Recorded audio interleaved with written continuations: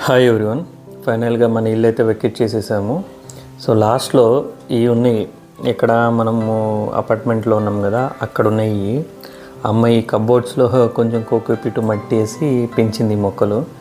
ఇందులో చూడండి 4 వరకు మ్యాంగో సాప్లింగ్స్ వచ్చినాయి, మామిడి మొక్కలు, అలాగే ఈ టమోటా, బ్యాంబూ ప్లాంట్ ఇవన్నీ ఉన్నాయి ఇందులో. సో అందరూ మా ఇంటి పక్కన వాళ్ళు అవన్నీ ఏం తీసుకెళ్తారు, పడేసి వెళ్ళండి అన్నారు. బట్ నాకైతే మనసు ఒప్పలేదు పడేయడానికి. వీటిని మన ఫామ్ హౌస్లో పెడితే అంత పెద్ద ప్లేస్ ఉంది, ఎక్కడో ఒక చోట పెట్టినా కానీ అవి వచ్చేస్తాయి.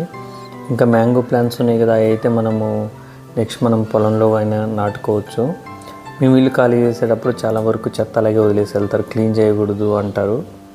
మేబీ సెంటిమెంట్స్ ఉండొచ్చు, కానీ మరీ అంత దరిద్రంగా వదిలిపెట్టి పోకూడదు. అందుకే మేము పైన ఉన్న పేపర్లు అలాంటి కసువు క్లీన్ చేయకుండా జస్ట్ పేపర్లు అవన్నీ తీసేసాము. అవి మొత్తం కార్లో తీసుకెళ్ళి అక్కడ పారేద్దామని చెప్పి తీసుకెళ్ళాము. సో ఫైనల్గా ఫామ్ హౌస్కి అయితే తీసుకొచ్చేసాము ఆ ప్లాంట్స్. మా బుడ్డోడి జ్ఞాపకము టెంకాయ చెట్టు కూడా ఉంది, అలాగే కొబ్బరి మొక్క, అది కూడా నాటాలి. అది ఇక్కడ నాటాలా లేకపోతే పొలంలో నాటాలా అనేది చూడాలి, మీరే సజెస్ట్ చేయండి.